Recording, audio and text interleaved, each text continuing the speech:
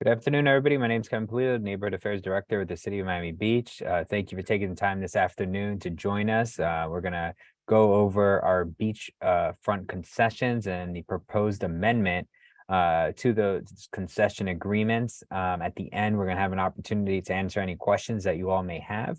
Just want to recognize we have our interim director of facilities and fleet management, Miss Elizabeth Miro, as well as our chief resiliency officer, Amy Knowles, on the line.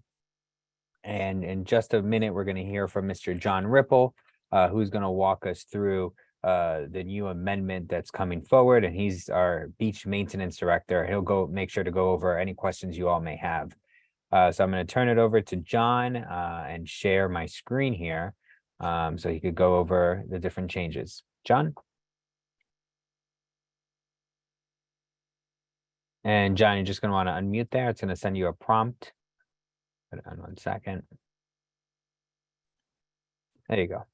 All right, thank you very much, Kevin, and I'm very happy to see so many people participating. Let us see. We intended to revise the rules and regulations predominantly to consolidate them and to bring them into line with exactly where we are as far as, well, different subjects were brought up multiple times throughout the old rules and regulations. We wanted to streamline them, put, for example, food trailers in one section. It's actually ended up in two, but one is the operations and the other one is the actual facility. Starting off on page one, one of the changes that we've made here, with me on page one, we had agreements or permits always as agreements. Number one is still an agreement. The direct city beachfront concession agreement is an agreement between a concessionaire and the city of Miami Beach. Everything else, whether it be commercial or non-commercial, is considered a permit. The permit to operate on the beachfront, your concessions, whichever concessions you might choose, whether it be just your beachfront furnishings, or in addition to that, food and beverage, and in addition to that, possibly water sports. We do have a third category or a fourth category, and we're separating parasailing from water sports in the future. And Mr. Ripple, just a quick interjection. If I could just remind everybody, for those of you who received the link via email, this document was attached to it. I also resent it a few times just recently now at 5:20. So if you're looking for the document, you want to follow along yourself, you should have an email from me again around 5:20. If not, when this was first sent. And just a friendly reminder, this is a draft until it is adopted, whenever that may be. So if you do have a document that does not have the draft watermark on it, I apologize, but it should have a draft watermark. It is a draft. Sorry, Okay, go ahead. Yes, very good, and thank you very much. Again, I'm going to concentrate on those areas that have been revised or changed. On page 2, number 7, upland owner concessionaire, commercial or non-commercial, either one.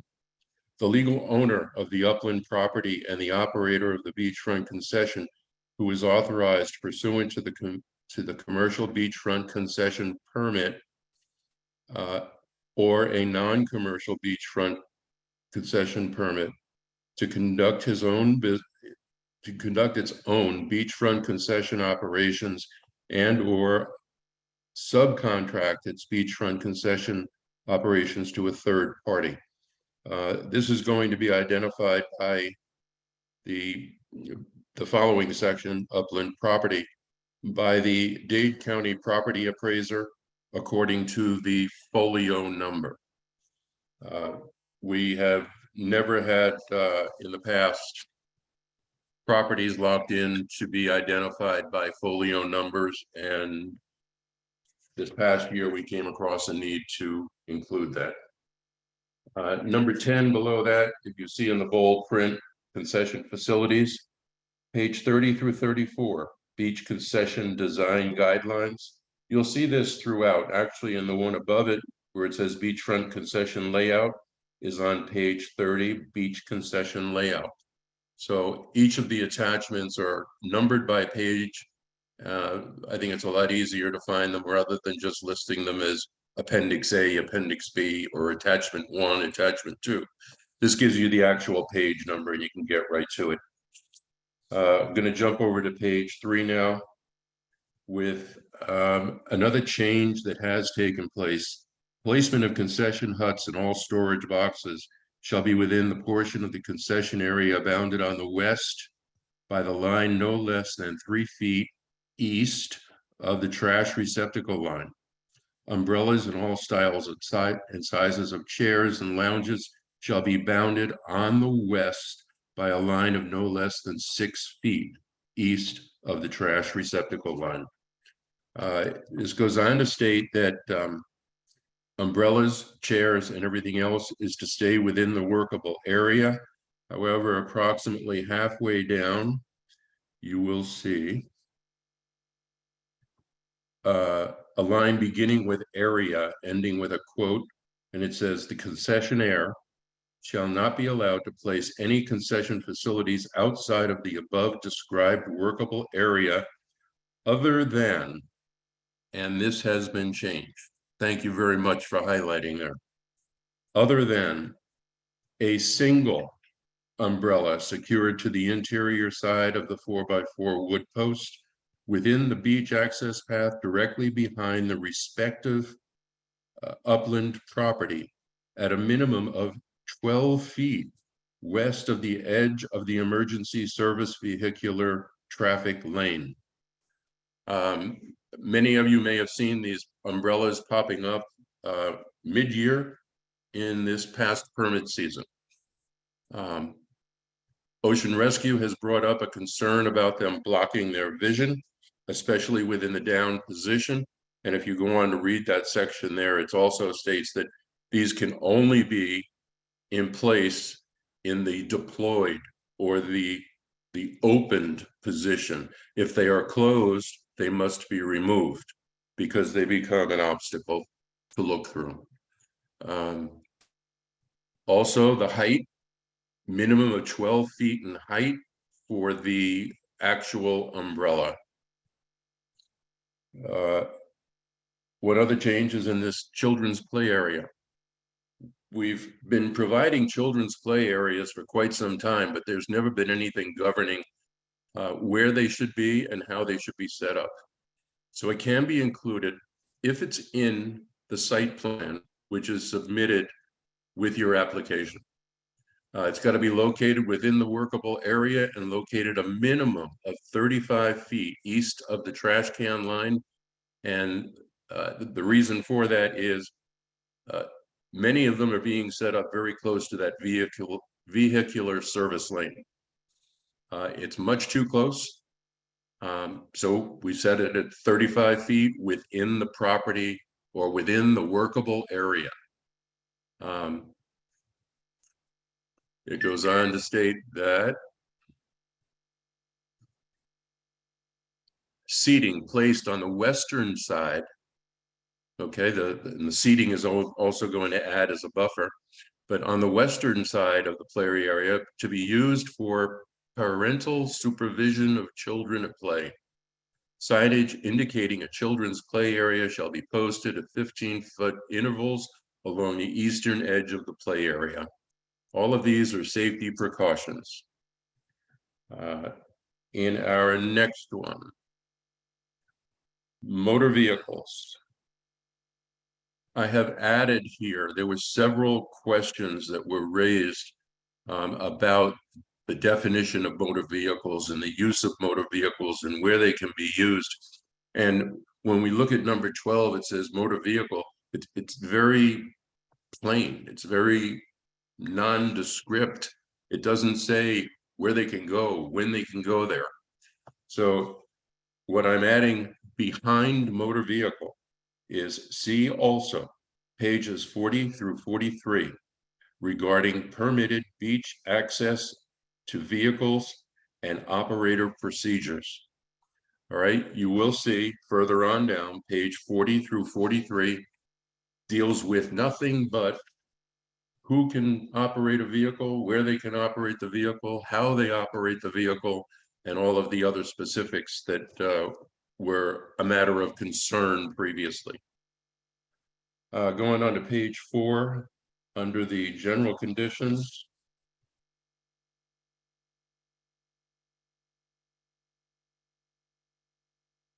Each applicant to the city for approval as either a direct city concessionaire or an upland owner concessionaire and their third-party concession operators must provide to the city a written acknowledgement of its understanding of the agreement to abide by these rules and regulations.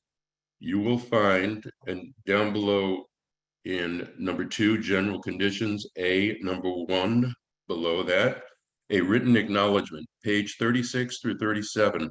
We will get to that. We will review it. And I think everybody will be pleased that it's so comprehensive. It really ties the upland property owner and the operating concessionaire to these rules and regulations. In number 2, below that number 1, pages 40 to 43, vehicle information sheet. Again, vehicles are covered over a 3-page area, not that one paragraph that we saw just a moment ago. On page number 5.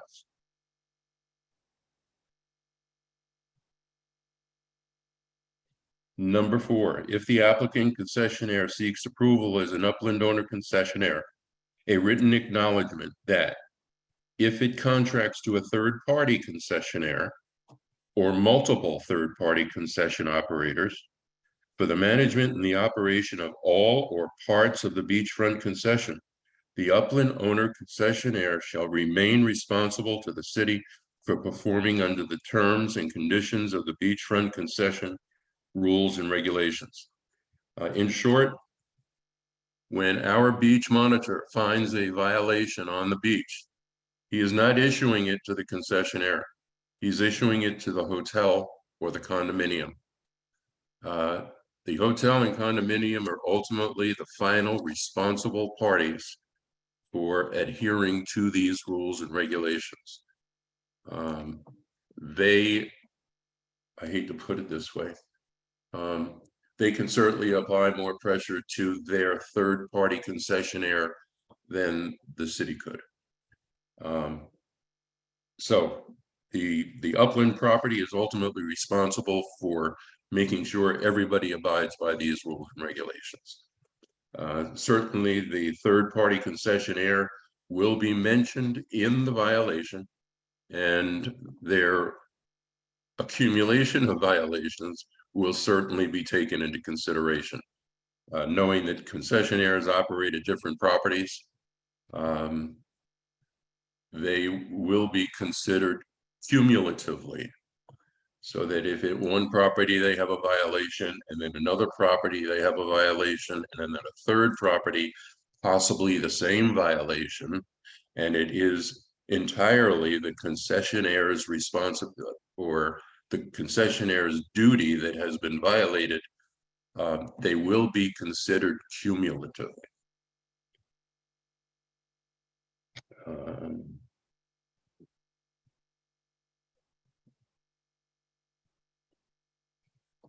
This also, on the same page, number 4, where you see the bold print, acknowledgement and authorization, page 36, 37. Again, that's going to be a very important document. But 2 lines above that says each of the third-party concession operators and the applicant concessionaire are required to submit their acknowledgement and authorization, pages 36 and 37. As well as their individual certificates of insurance. I will go on to a point now that's not right here. We will see it later, But if there are additional properties utilizing the beachfront behind any property at all, the additional properties will now, starting this renewal season, be responsible for also providing us their insurance documentation, their certificate of insurance, with the city of Miami Beach co-insured and listed as a certificate holder. That's something we did not have in the past. The next page is pretty much untouched. So we'll go on to page 7 here. 7C, in the event the concessionaire and the upland owner concessionaire, the upland property shall pay an upland fee based on the number of units contained in the upland property, with a maximum adjusted annually according to the consumer price index as determined by the finance department. If the upland owner concessionaire requests that the concession area be utilized by additional properties, here it is, or an additional property or properties other than the upland property, the same unit fee shall apply to the additional properties based on the amount of units in each. Additional properties are those non-beachfront properties which are permitted by agreement with the upland property to utilize the beachfront. I'm going to skip a little bit here. There shall be no maximum unit fee for beachfront concessions utilized by multiple properties. The maximum fee, as identified further on in these documents, will apply only to the upland property. If you have additional properties, there is no maximum. It's the per unit fee times the number of units in each one. Insurance, the biggest change in the insurance is that well, right here under insurance we have B. In the event the concession area is utilized or operated by additional person or entity, each such person or entity must maintain the required beachfront concession insurance requirements as set forth in the attached page 44. It does go on to say that the additional properties will also be required to submit their certificates of insurance. On page 8, concession area. Each concessionaire shall comply with the approved beachfront concession layout, which sets forth the workable area of the beachfront concession, and shall stay within the workable area. That was defined a little bit ago on a previous page. The concessionaire shall not be allowed to place concession facilities anywhere outside of the workable area. The concessionaire shall not permit patrons to place any chairs, umbrellas, or any other items and equipment belonging to the concessionaire outside of the workable area. The only exception to this is the requirement that shall be the placement of the single umbrella as described previously and as stipulated in workable concession area on page 3, section 1B, number 11A. And that's where that meet and greet the guests and residences of whatever property it is, where that umbrella can be set up. The umbrella must be at 12-foot height when opened. It must be within the access path. It cannot be at that first corner. It's got to be recessed. I'm sorry, the height of the umbrella has to be 7 feet, and the umbrella needs to be recessed off of the service road by 12 feet. This is so that it does not impede the vision of any ocean rescue that might be running for an emergency or service vehicles.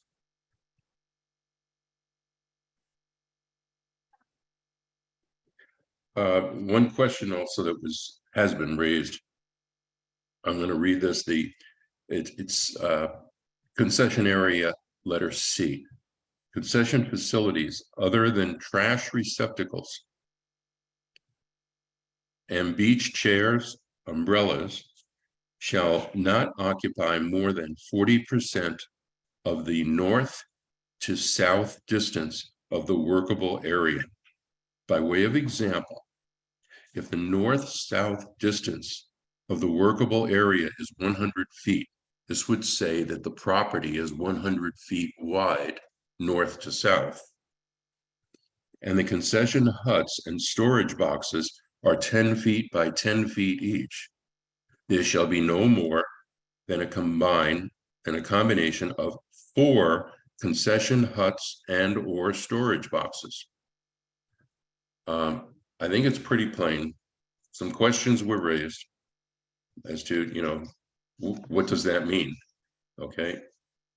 No more than 40% of the north to south distance may be covered by storage boxes or concession huts within the entire workable area. Okay. Let's see.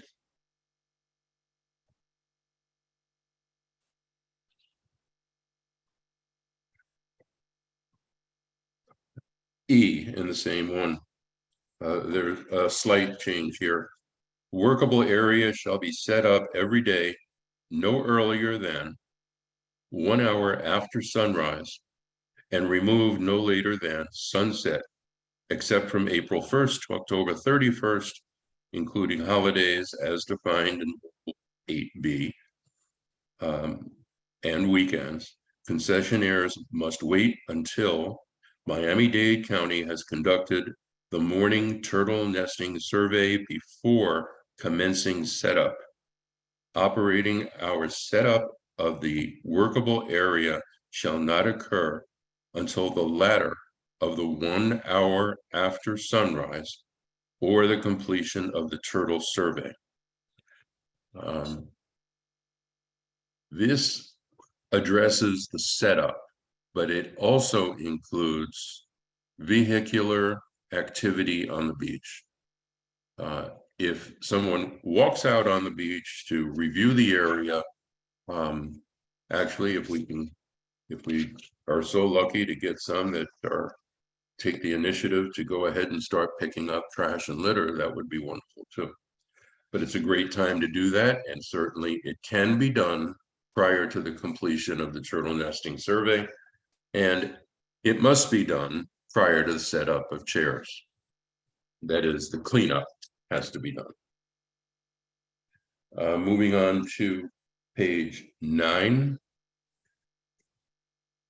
9G, up at the top of the page. It's in bold print and in cursive, if you will. All concessionaires should post warning signs on the concession structure, warning beachgoers of inherent dangers of the ocean in order to minimize their liability to people who get injured in the water. The recommended language appears below. Beach safety rules. For your own safety, it is required that you understand and take heed of the following. Due to the inherent danger and constantly changing ocean surf conditions, weather, please be advised that when entering the ocean, there are naturally occurring uncontrollable conditions as well as inherent risks which could physically harm you and possibly cause death, such as wind, weather, wave, surf, and water conditions, as well as, among other things, sandbars, sea life, red tide, glass, and submerged particles, none of which can be controlled. It's a recommendation for everyone for each and every concessionaire, whether it be a condominium or a hotel, to take precautions. And J, below that, beachfront concession activities, including the placement and or use of umbrella canopies, etc., shall not obstruct the view of a lifeguard. Any lifeguard from any request from a lifeguard to relocate any item that obstructs his or her view shall be treated as an emergency and then shall be removed immediately or relocated immediately. That is brand new for these rules and regulations.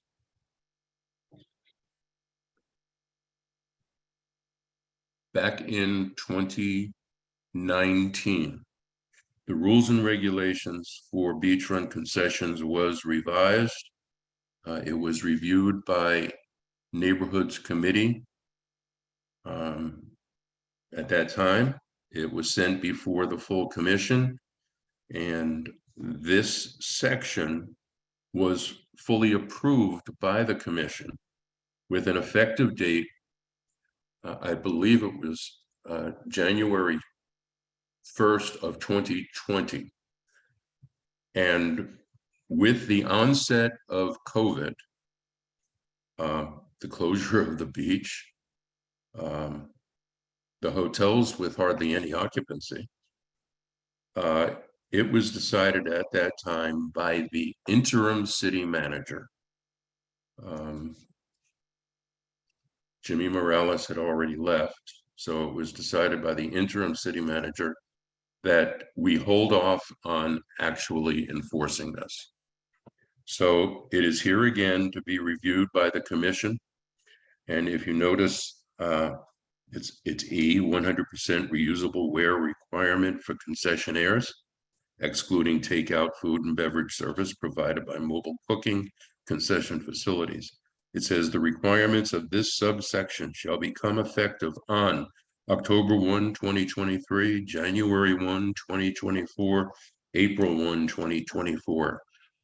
This is to be determined by the Neighborhoods Committee, and at that point forwarded to the full commission. It's a little lengthy, and I've done a lot of reading so far. It's stating that any food and beverage service on the beach must use 100% recyclable, or I'm sorry, not recyclable, reusable wares in their food and beverage service. That everything that comes out gets collected and brought back in, whether it be a tray, a platter, a bowl.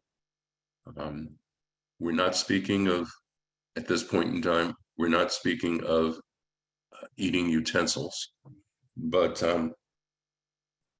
we want to keep as much of the items that are used in food and beverage service to be 100% reusable, taken back into the hotel, washed, serviced, cleaned, and then reused. Back at the time when we were developing this in 2018, we met with several of the hoteliers, and we found that one hotel, it was the SLS, had already achieved 100% reusable items on the beach. And they were commended for that by the city commission. The next one, mobile cooking concession facilities, which is F. This states, see also pages 24 through 25, mobile cooking concession facilities, general restrictions and exterior standards. This section here has to do with the actual facility. They will only be permitted at those locations operating pursuant to a valid city-issued business tax receipt and a beachfront concession permit, which specifically authorizes mobile cooking concession facility. The cost on these is quite high, but A mobile cooking concession facility must be applied for by the upland property owner to the city immediately upon serious consideration and well prior to any purchase of such a concession facility or its appliances and or facilities. Facilities meaning appliances and wares that go inside that mobile cooking concession. These can be quite expensive. A mobile trailer to house a cooking facility on the beach it can go well over $200,000.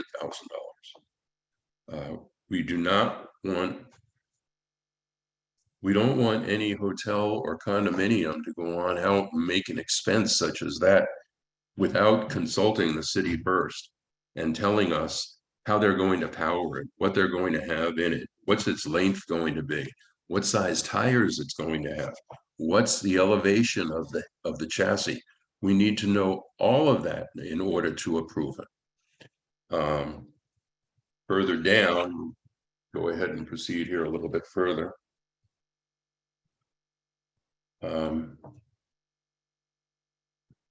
We've got 100% reusable wares again there in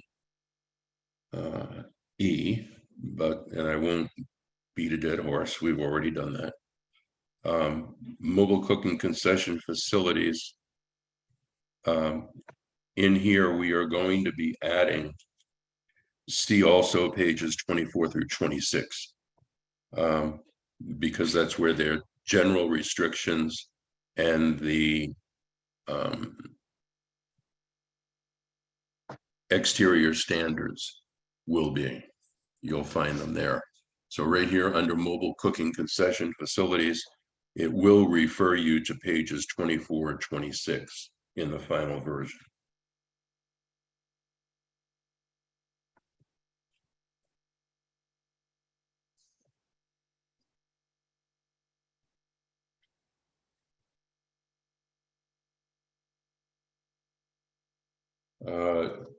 Page 12 has very limited and minor adjustments, if any.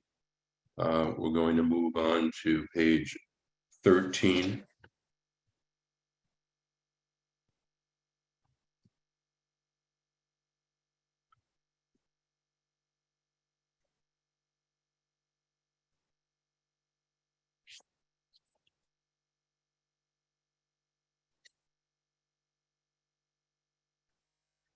Food and beverage waste. Any waste items, unconsumed food or beverage, food remains such as bones, fruit skins, other remaining food matter will be placed in a clear plastic bag, which will prevent leakage by the concessionaire and placed in the appropriate trash can for collection and disposal.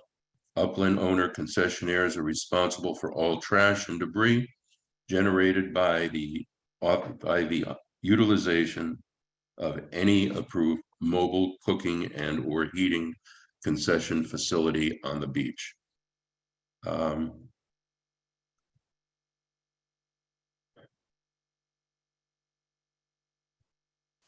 would like to just explain a bit here. As trash, if it's not bagged and it's food matter or a partially unfinished refreshment or drink, if it's not placed in a clear plastic bag, once it's put in the cart, it's going to leak right across the beach walk. And the conditions on the beach walk, in some of the cases where this is done, has become quite bad, with requiring routine pressure cleaning. One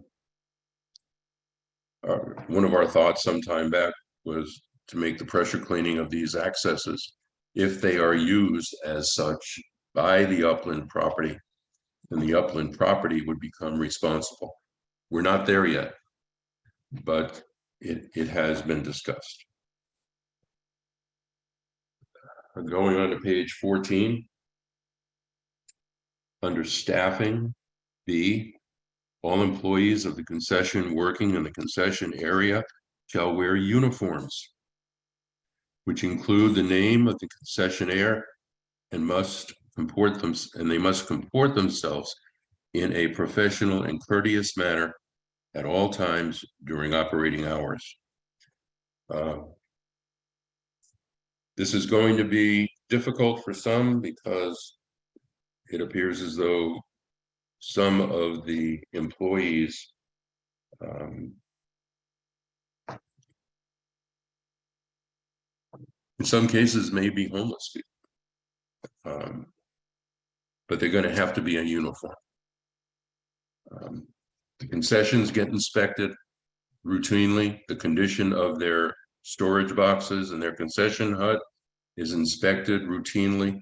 If they're found to be in need of repair, a violation is written and a time period is established for them to complete the repairs. We want the staff of all of these concessions to have a defined appearance, and that will require a uniform. Environmental at the bottom of the page. Where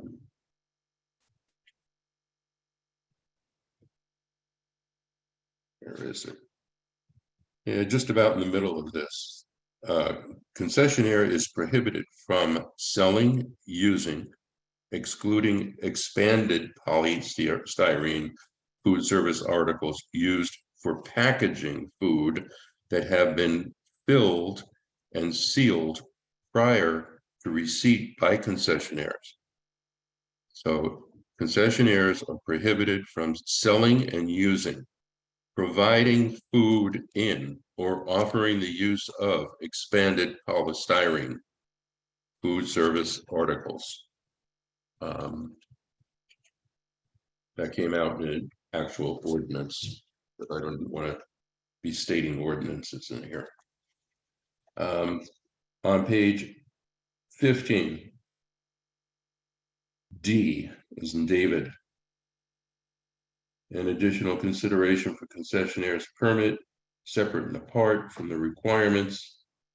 Concessionaire agrees to not sell, use, provide food in, or offer the use of expanded polystyrene. Not sell, use, I'm sorry, in number 2, not sell, use, provide food in the usage of single-use plastic beverage straws or single-use plastic stirrers. This is getting back to the reusables as well. So reusables are something that the city is very interested in seeing brought on. Page 18, water sports, jet ski and in-water towable and parasailing. Following regulations specifically apply to concessionaires offering water sport concessions and parasailing. Propeller craft have been approved with propeller guards for shuttle purposes to and from the parasail vessel only for parasail passenger participants only.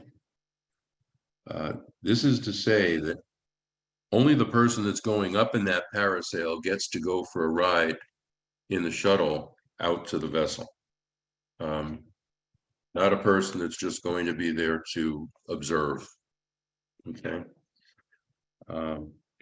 Further down, where it says Florida Statute 327.27, a person may not operate a vessel on any waters of the state, towing a person attached to a parasail or similar device unless there is a person in the vessel, in addition to the operator, in a position to observe the progress of the person being towed. A wide-angle rear view mirror is not acceptable for this purpose.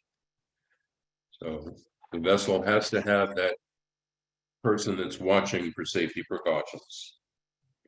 On page 17, there were no adjustments or changes. on page 18, N at the top of the page. Right there. Thank you. Any change to or addition of a water sport beachfront concession or the implementation of a new water channel or to accommodate a new water sport beachfront concession shall require review by and a recommendation from the Marine Waterfront Protection Authority, as well as written approval by the city manager or his or her designee.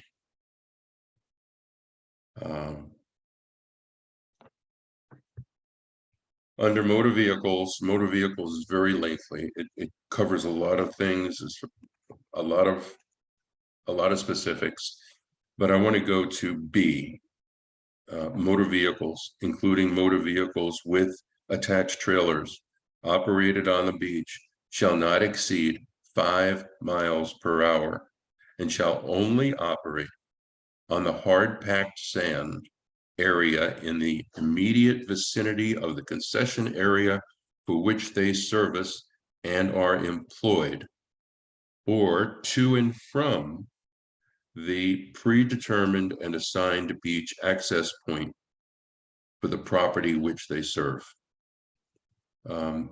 There should be no joyriding in those service vehicles up and down the beach. If a vehicle is traveling, it should have a predetermined destination. And that predetermined destination should be a place that they actually work at. Going on to 19.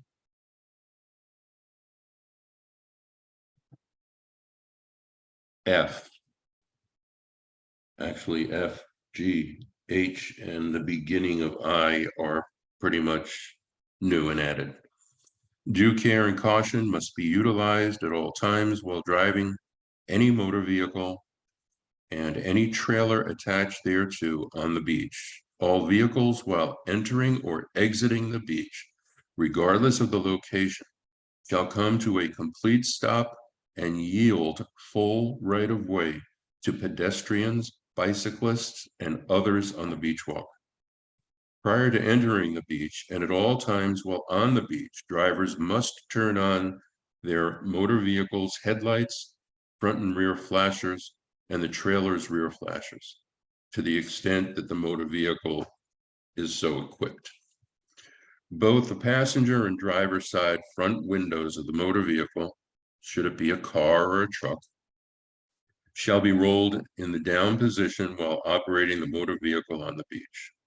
All motor vehicles and trailers attached thereto shall stay west of the garbage can line on the hard packed sand when traveling north and south, and shall travel only north and south on the beach except to the intended limited extent necessary for brief periods to deploy, service, or remove anything necessary for the concessionaire to conduct its operations. This is referring to delivery of jet skis on the beach. Naturally, they've got to be driven actually all the way out to the waterline on the trailer and then deployed. However, there are specific guidelines for that which follow in this section. 18-inch cones, orange in color, no less than 4 on the northernmost boundary and no less than 4 on the southernmost boundary of the projected path. These 18-inch cones are to establish a pathway for the delivery vehicle of these jet skis. The caution orange cones are simply for that purpose, to caution people. There should also be a standby person who will be looking for pedestrians, possibly walking toward or through this corridor that's been established to deliver the vessels on the beach. and is there for that purpose to warn people and make sure that they all stay safe. Moving ahead to page 21, F in bold print, all caps, all beachfront concession permits or agreements to operate beachfront concessions are granted on a revocable basis. Excuse me. The city may, through its city manager, and for its convenience and without cause, terminate any authorization, permit, or agreement at any time by giving the concessionaire 30 days written notice of such termination. Naturally, a revocation or a suspension of a permit is most likely going to be for a cause, for a reason. And there are requirements for advising the concessionaire as to what that is and giving time to remediate. Concession on the next page, 22, concession design standards. This is consistent with all previous years. Next page as well, consistent until we get to page 24. I see some highlights here. Mobile cooking concession facilities. I've added the note. See also pages 10 through 12, mobile cooking concession facilities. So we're referring people, I'm sorry, it's page 24. Mobile cooking concession facilities. Yes, right there, we're going to be adding. See also pages 10 through 12, mobile cooking concession facilities. So in the front, where mobile cooking concession facilities were mentioned, it referred them to page 24. Page 24 is going to refer them to the previous section. We don't want people to miss anything, so we're covering all of our bases. Number 2 on this is on the next page, number 2.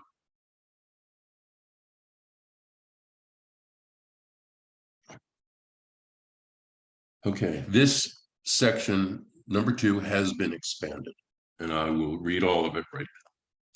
All mobile cooking concession facilities must be driven onto the sand each day and removed each evening by a single on-road vehicle of sufficient size, horsepower, and towing capability to accomplish the delivery to and removal from the beach independently and unaided by any other means. Some of you may be scratching your head and saying, what the heck is he talking about? We did have a mobile cooking facility that had been approved, but in order to get it onto the beach, it was first connected to I think it was an F-350, which is quite a large and very powerful truck, but it was connected to an F-350, and then in front of the F-350, there was a front end loader, heavy equipment. So the front end loader pulled the truck, and then the truck pulled the trailer. We will not permit that. It's got to be one vehicle, and it must be an on-road vehicle. So let's settle that one. We'll move on again.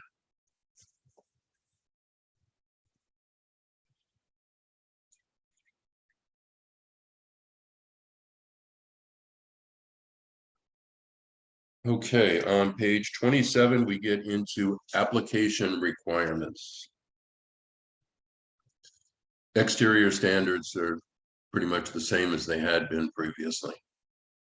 So application requirements. All the required signatures must be obtained and notarized. Original certificate of insurance is provided. An evacuation plan is fully completed. so on and so forth. I mean, many of these, you can read many of these conditions on your own without me going through them now. I'd like to leave some time at the end of this for questions and comments.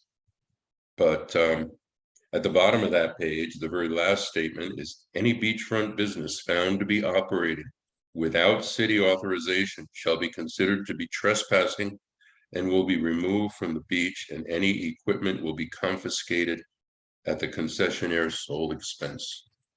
You cannot operate without a permit. Now, getting into the application on page 28. This has been dramatically reduced in size. The application and sections that needed to be filled out by each upland property that wanted a concession was in most every case, it was 6 or 7 pages long. We've condensed it here to this one page, a second page, and then the acknowledgement and agreement and acknowledgement, which is a 2-page document.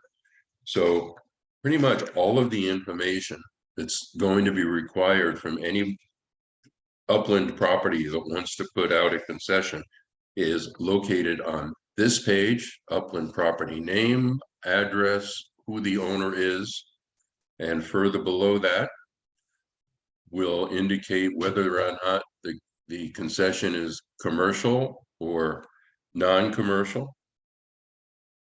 And Kevin, can we drop that page a bit? Thank you very much. Commercial or non-commercial.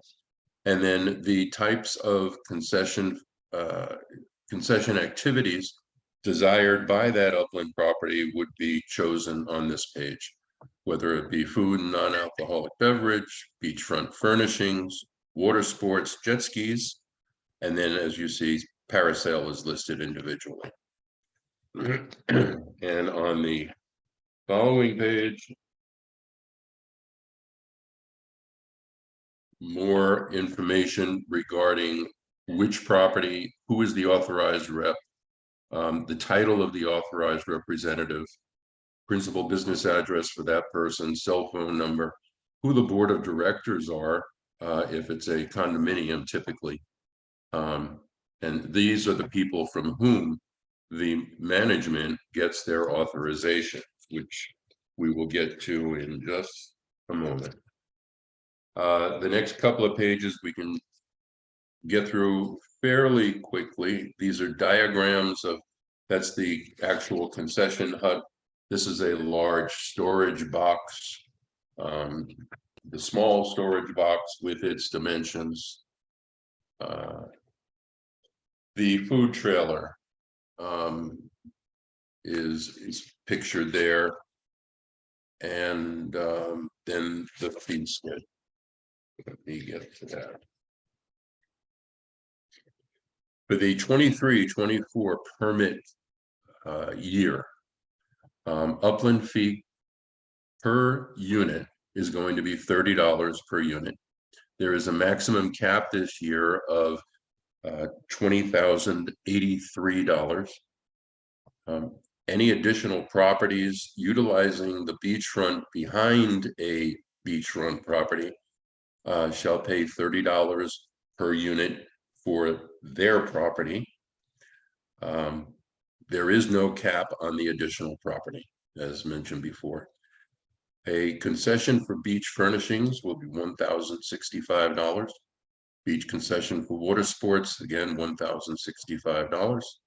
Food and non-alcoholic beverage service, $1,065. Parasail, only existing, is $1,065. Mobile cooking concession facility. If you recall, I said a bit earlier that they are quite expensive. I mean, the trailer could cost you well over $200,000. And to have a facility out there, it's $10,000 monthly, payable on the first of the month, for $120,000 per year for a mobile cooking concession facility. All right, now, the next page is brand new. Actually, the next 2 pages are brand new. This is the acknowledgement and authorization. It is a 2-page document. And I think it's worthwhile that we read this because it will tell property owners and managers, you'll understand what you're signing, and it will also tell concessionaires what they're signing. They're signing on to as a third-party concession operator. So this reads, I have read and understand the attached rules and regulations for beachfront concession operations and agree to be bound by the terms and conditions contained therein. I agree that I will be responsible to the city for the operation of the beachfront concession in accordance with the terms and conditions of the rules and regulations. Even in the event that a third-party concession operator is approved by the city to operate all or a portion of the beachfront concession.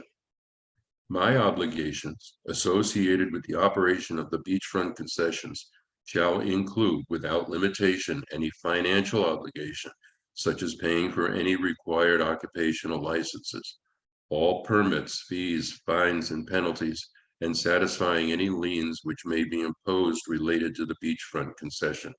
As such, I also agree to ensure that any approved third-party concession operator complies with the requirements set forth in the rules and regulations for beachfront concession, including without limitation, securing a valid city business tax receipt, maintaining the required beachfront concession insurance, and if the permit provides for food and beverage service, maintaining a food service license issued by the Florida Department of Business and Professional Regulation, Division of Hotel and Restaurants for the Food and Service Unit.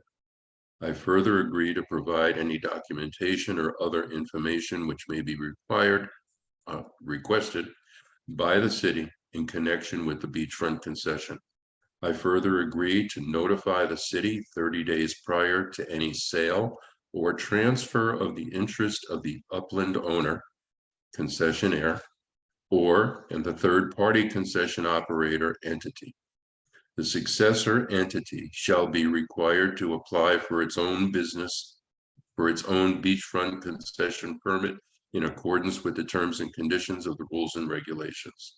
I further acknowledge that all beachfront concession authorizations, permits, or agreements to operate beachfront concessions are granted on a revocable basis.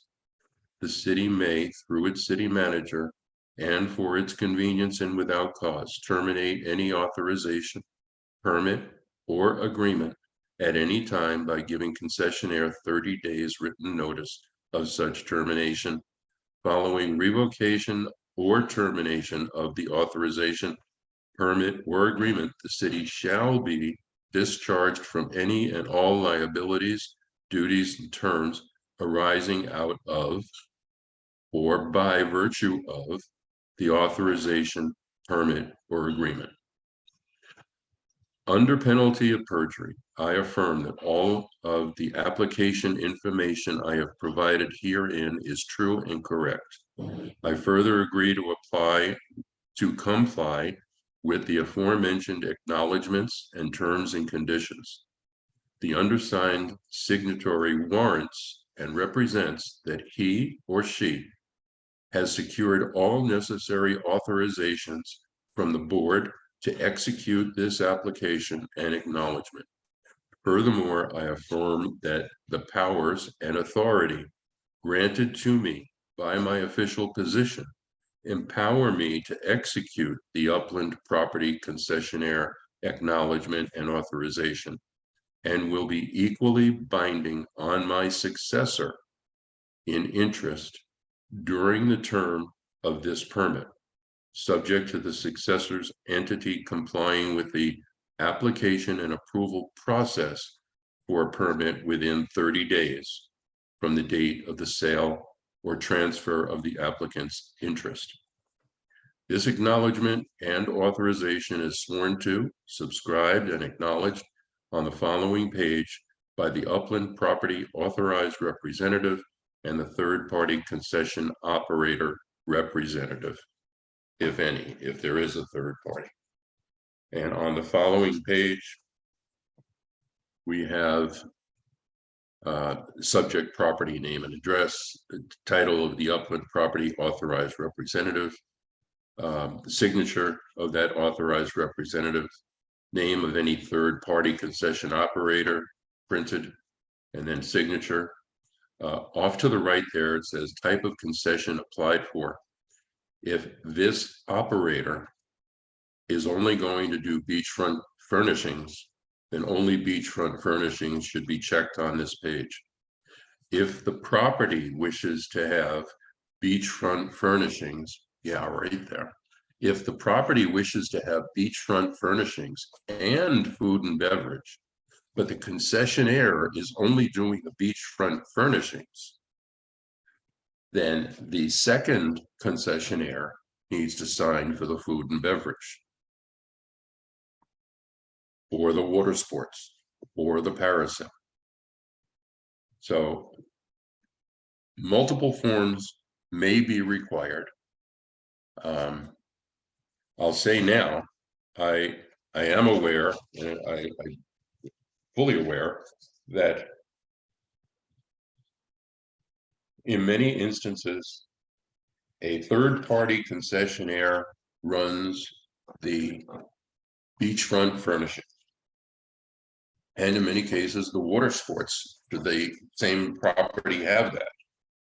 But the food and beverage is actually run by the food and beverage hotel, food and beverage. The concessionaire has no involvement. Well, in a case like that, the concessionaire needs to make sure that they're only signing for beachfront furnishing. And the hotel itself and whoever its manager is, it would probably be your food and beverage manager. That's the person that's going to be signing this document for the operation of your food and beverage, not your third-party concessionaire who's doing furnishings. I hope that's clear and understood. We can move on to the next page. Operational plan. This is where each property will list how many lounge chairs, how many umbrellas, how many sand chairs, etc. Move on down from there a little bit. Yeah. Concession huts, heating and cooling only in city approved locations. And continue again. Okay, evacuation plan is required of each and every property that has a concession. I'll answer a question now that was raised. It was raised having to do with Hurricane Ian, because all of your equipment must be off of the beach and safely stored at a private off-site location within 1 hour's notice given by the city within 8 hours of the issuance of a hurricane warning. And the question was raised, why is it that during Hurricane Ian, the concession huts and the storage boxes were left on the beach? Well, that's because it was a West Coast storm, and the actual warning never reached us. We were under a watch, but never under a warning. So when we go under a warning is when we're in touch with the concessionaires telling them you need to pick up all of your equipment and it needs to go. And we may, depending on the strength of a storm, say your chairs have to leave, but your concession hut and storage boxes may be able to stay. But that's an administrative decision that is made based on the strength of the storm and how directly it's going to hit us, or how directly it's expected to hit us, because nobody's got that crystal ball. Go ahead on to the next pages. And you will see here, complete only if a motor vehicle will be used for this beachfront concession. That statement is going to be repeated on the next 4 pages, I think, or at least 3 pages. These are rules and regulations for the operators, for the drivers. You can see the driver hereby accepts and agrees to comply with, okay, and then various rules and regulations. And then on another page, which is page 43, that's 41, 42. Those are all for the operator. This is for the concessionaire, certification by the concessionaire. If there is a motor vehicle used within the operation of a concession, the driver signs a set of guidelines, rules, regulations, how he's to operate it, and the concessionaire also signs. The following page is insurance. What kind of insurance coverage is required? It has not been changed. It's been $1 million commercial general liability for as long as I've been around. And the next page is a beachfront concession permit renewal by letter form. This is not being used this year. We are using the entire application process, but this beachfront concession permit renewal by letter form may be used in the future, simply stating there are no changes, everything is the same, and no changes, all information contained on my fiscal year, well, this says 21-22, that would have to be changed, is the same and nothing has changed.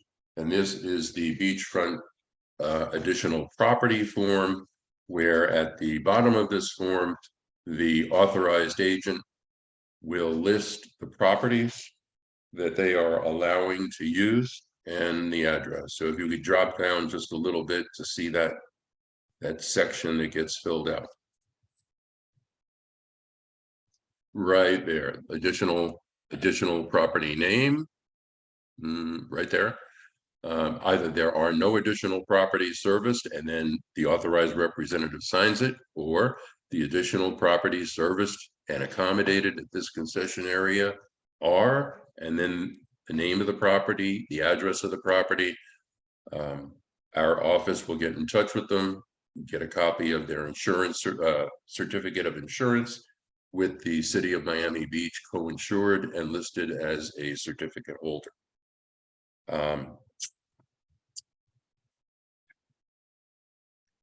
Liz? Great. Okay. Thank you, Mr. Ripple. So at this time, I think what we'll do is we'll open it up to some questions, but Okay. I'll give Elizabeth a chance if you want to state anything or make any comments. So thank you, John, for that. I think that was a very thorough review of our beach rules and regulations. But yes, we'll open it up to any questions anyone may have in reference to all the edits. We try to incorporate a lot of what the input that we have gathered from a lot of the stakeholders. So we welcome your feedback. Excellent. Thanks so much. So if you do have a question and you haven't used Zoom before, what you're going to do is you're going to scroll down at the bottom. There's a raise your hand button. You could go ahead and click that. If you're participating on a mobile device like an iPhone, iPad, there should be 3 little dots. You click that to see the reactions, and you should be able to find the raise your hand button there.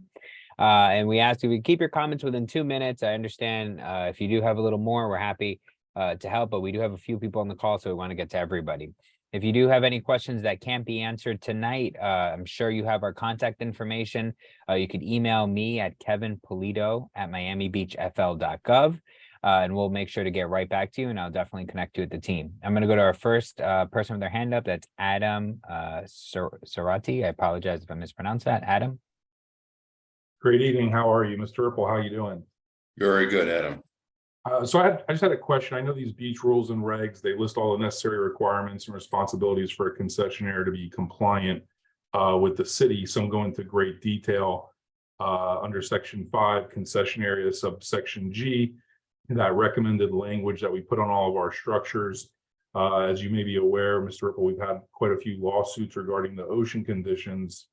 So we've pushed for this language, and it's already on all of our storage huts.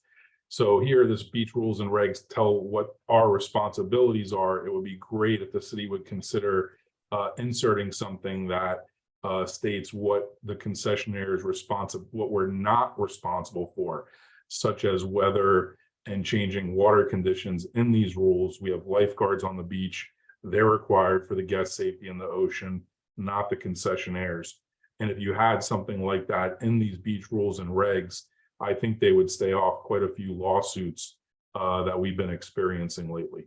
So if the city would consider putting what we're not responsible for and mention weather, changing ocean conditions, and the safety of guests in the ocean, I think it would go a long way to protect us as your concessionaires. Mhm. Very good point, and totally understood. Thank you. We'll- Appreciate it.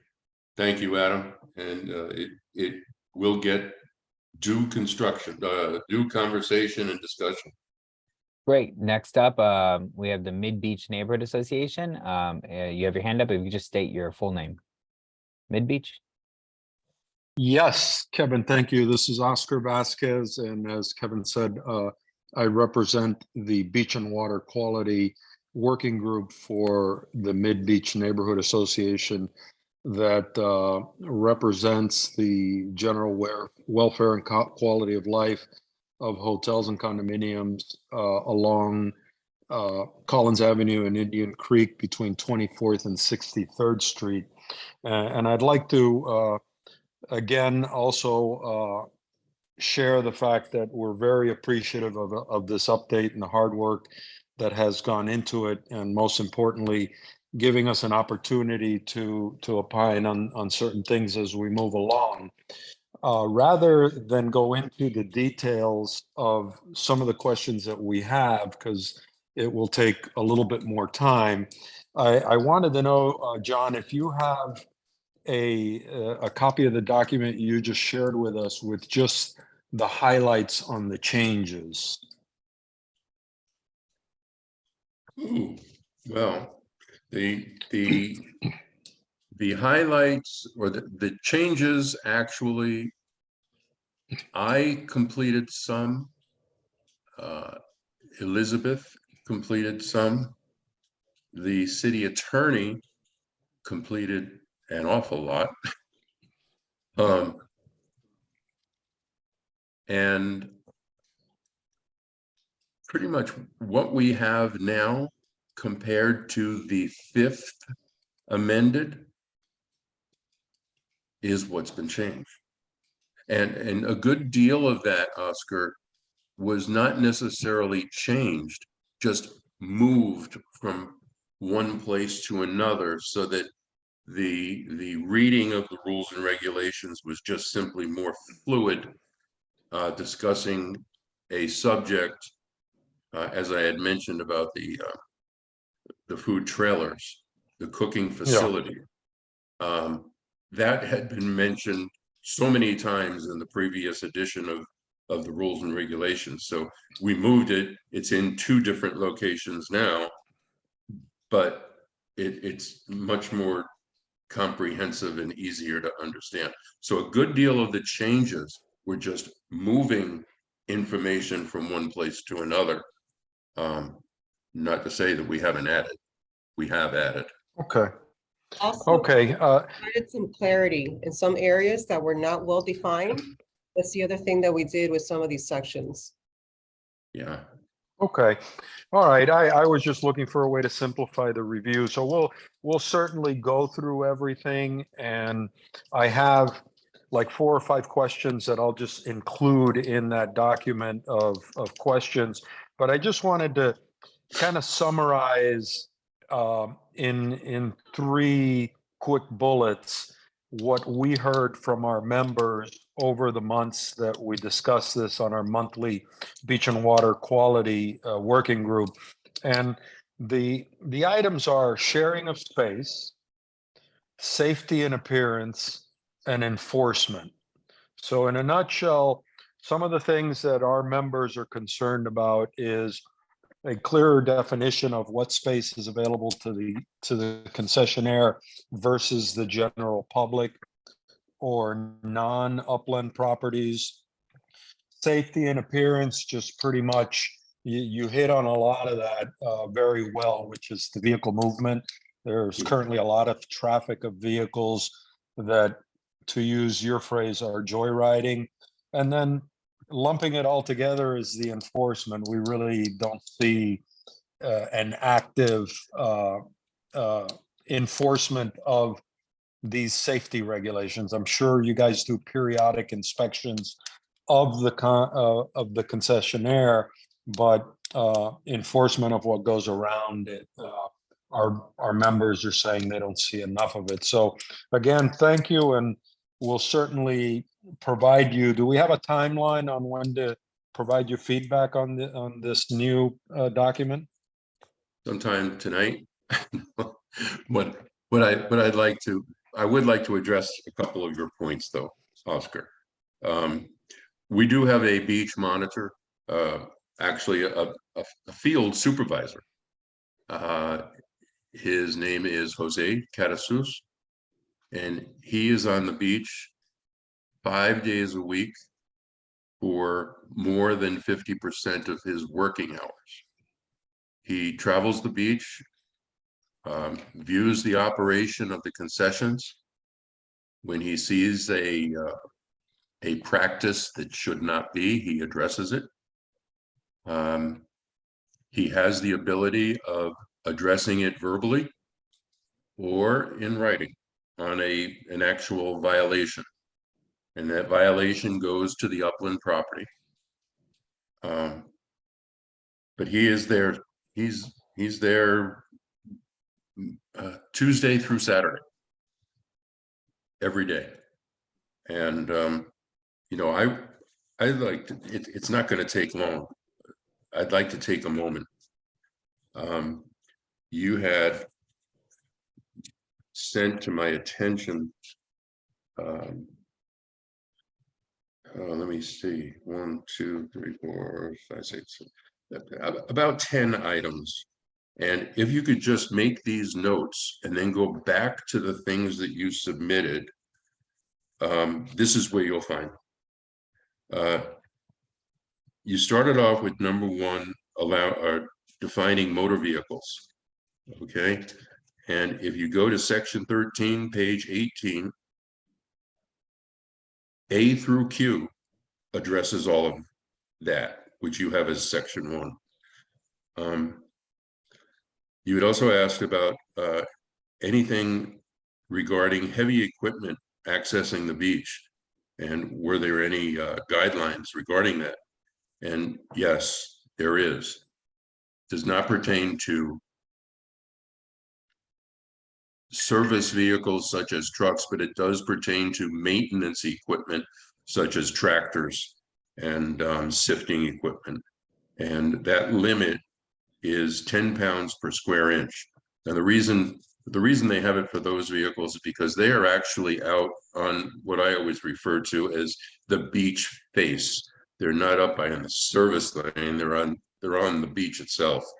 And for the safety of turtles and other wildlife, those may not be more than 10 pounds per square inch on the surface. Another one that you had was the workable area, and you'll find that on page 3. Another one was general condition, not clear. If it John, requires, I know a lot of these have been addressed. I don't need you to go through all of them if you don't want to. Well, If you think you need to, that's fine. But I do recognize that a lot of these have been addressed, and we'll go through them. Yeah. okay, We'll share the documents, and if there's additional questions you may have, just send them our way. I want to give everyone an opportunity to ask any other further questions. okay. Thank you so much, Oscar, and Mr. Ripple, for going through that there. I had somebody had their hand up as name Jerry, but I think you just put your hand down. So give you a second. Oh, there you are. Oh, lost you again. Hold on one second, Jerry. Hi there, Jerry. Can you hear me? Yes. Good evening, Jerry Falconer, Operations Supervisor for Ocean Rescue. Good evening, John, and everyone else. Great job, John. Hello, Jerry. Outstanding coverage. A couple of points just wanted to point out. Number one, for sort of a house cleaning issue, rip current as compared to rip tide. If we could just change that terminology, it does have an effect because people correlate it with the tide as compared to a rip current. So that was the one at the beginning of wherever it was placed. It just if we could change that to rip current. Very good.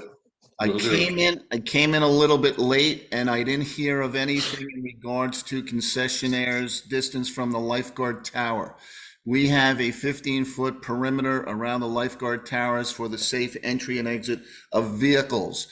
Is there anything that addresses that?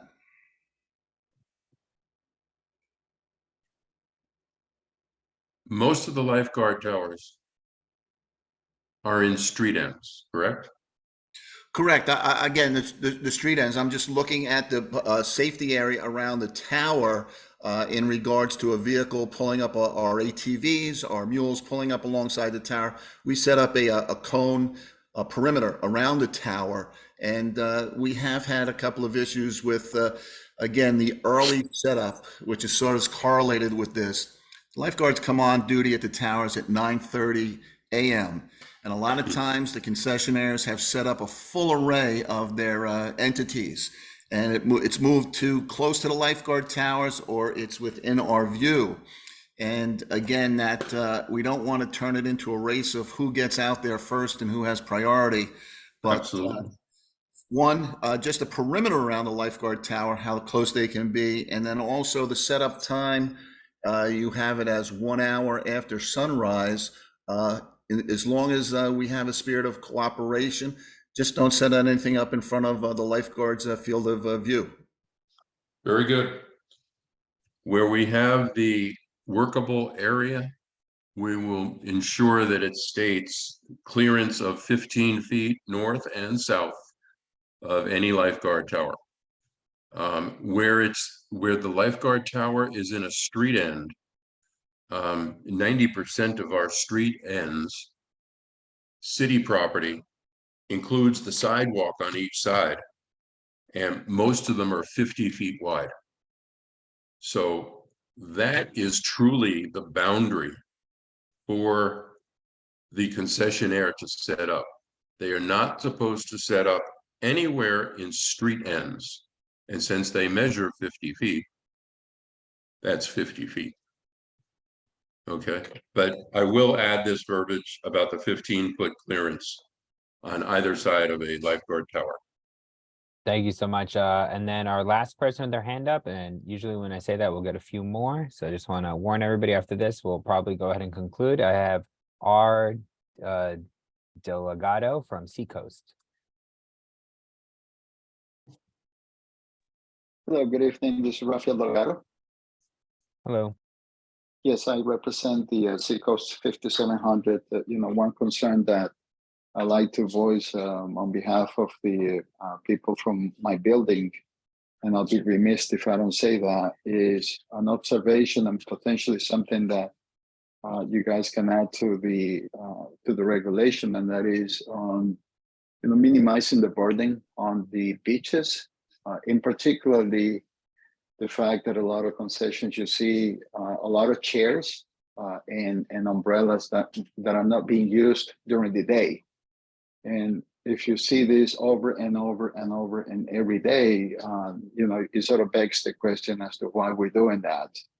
And if you guys can consider to put some limits on the number of chairs that are being used at a time, or that require them to be out there depending on the number of people who actually need them. So that would be an observation and a recommendation from the owners of Seacoast 5700. I would really appreciate that. Thank you very much for the opportunity to bring that up. Thank you, Mr. Delgado. Great. So with that, that concludes tonight's meeting. Thank you all for taking the time and staying with us. Oh, one more, sorry. Well, just lost you. Let me just triple check. You didn't have a question. I have Christian De Cruz. Christian? Yes, good evening. How you doing, Mr. John? I have a concession on 43rd Street by Latour and King Richard. I'm still having concerns and questions if it's possible in the future. We have a lot of patrons that they get dehydrated, and we are concerned if we can still find a way not to sell food, but at least distribute water and beverages without having a kitchen. And I know I had many conversations with Mr. John, and we're still finding out maybe another way, but it's just a concern and maybe a way out for myself to reestablish that service to the public.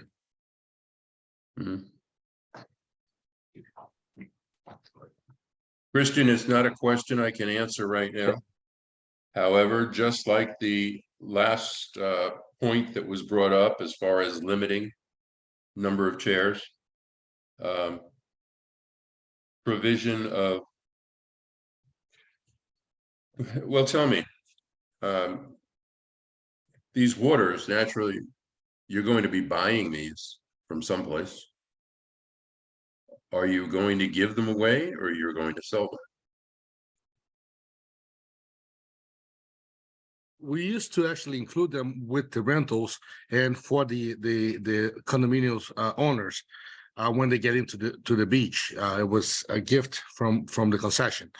Now, if it's something that we can still do that without selling and just providing them with the water when they arrive at the beach, it's fine with me. And I will just do that. You know, no sodas or juices or anything like that, but at least the water. We've seen plenty of people dehydrating and actually falling by the concessions, and we actually provide them with the water because it's an emergency, but we would like to prevent them for that to happen. If it's possible for us to do something like that, it would be wonderful for us and the patrons. Okay. What I will do actually for your question, as well as the previous question on the full deployment of chairs with nobody sitting in them, I can present those to the neighborhoods committee for consideration. We'll discuss it a bit and see where it leads us. Thank you so much for the consideration. And if it's possible, so maybe one of these days we can talk about again, is just the possibility of just doing deliveries for the hotels. But I think we discussed that before. We will have to have a upland owner co-signing, but we're not going to serve any food at the property. But that will be for another day. But at least if we can consider that the water possibility, so we can actually provide, better service, I would appreciate it. Very good.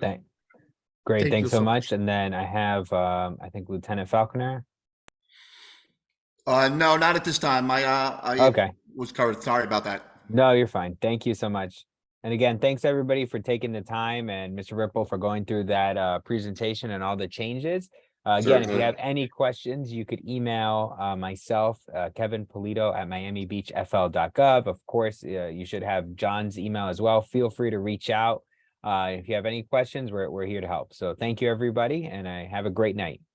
Thank you, Kevin. Thank you, Elizabeth. Thank you all. And everybody else for participating. Thank you.